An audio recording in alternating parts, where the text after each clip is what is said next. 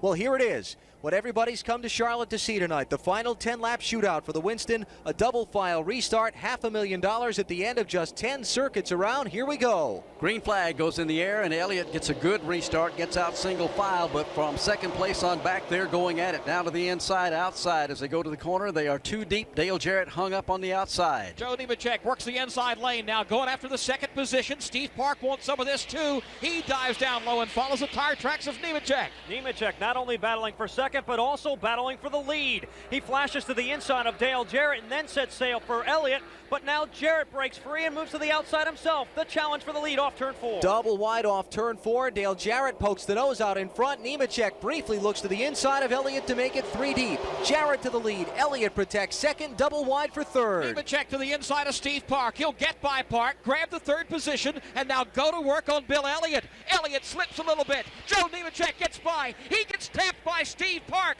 Park and Nemecheck side by side. And now Nadeau follows in the tire tracks of Steve Park. They're in the middle groove in turn 3. They'll flash by Joe Nemecheck, who settles into third. Well, there goes my pick in a hurry. Bill Elliott's getting shuffled back in the pack right now as Dale Jarrett breaks away by about 18 car lengths over Steve Park and Joe Nemecheck. The scramble from second place on back. Oh, trouble in turn 1. Steve Park gets spun around at the head of the field.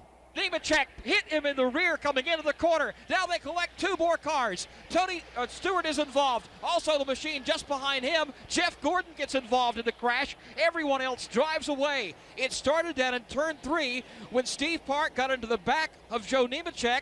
Nemecheck came back, got him going into the corner. Now 4 cars littered here in turns 1 and 2. It will be Joe Nemecheck, Steve Park, Tony Stewart, and Jeff Gordon, the cars involved down there that have come to rest on the apron of the racetrack. A couple of those machines have. Back to Joe Moore. 3 cars are sitting down here now, Barney. One of those is Steve Park. He's got significant damage on his machine. Tony Stewart got hit up against the outside retaining wall. He was then T-boned by Jeff Gordon. Those are the 3 cars still sitting here in turns 1 and 2.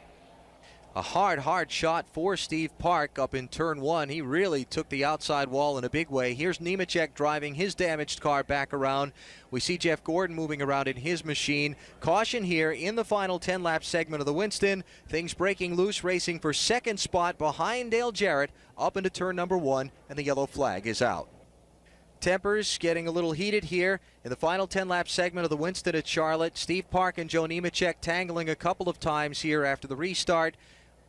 Nemecheck bumping Park in the back going into turn number 1 here, causing Park to spin into the outside wall, and then and bringing out the yellow flag. Now Park's team paying a little visit to Nemecheck's pit space down on pit road, but cooler heads prevail and everybody goes back to their own respective spots on the pit lane, which is good before anything further breaks out. Nemecheck's car's gone to the garage. Let's go back for an update in turn 2 to Joe Moore. Well, there's still 3 cars littering the racetrack here at this end of the racetrack, Alan, and a good bit of debris is scattered around because of all the damage. There were some pretty hard hits over here. First again, Steve Park hitting the outside retaining wall. He came back down, got into Tony Stewart. He was T-boned by Jeff Gordon. All 3 of those cars are still sitting down here. It appears the drivers are out of the machines, and now it's just up to the cleanup to get things straightened up here in turns 1 and 2. So Joe Nemecheck's car will not be able to continue, neither Tony Stewart nor Steve Park for that matter. From the Lowe's Motor Speedway, this is MRN Radio.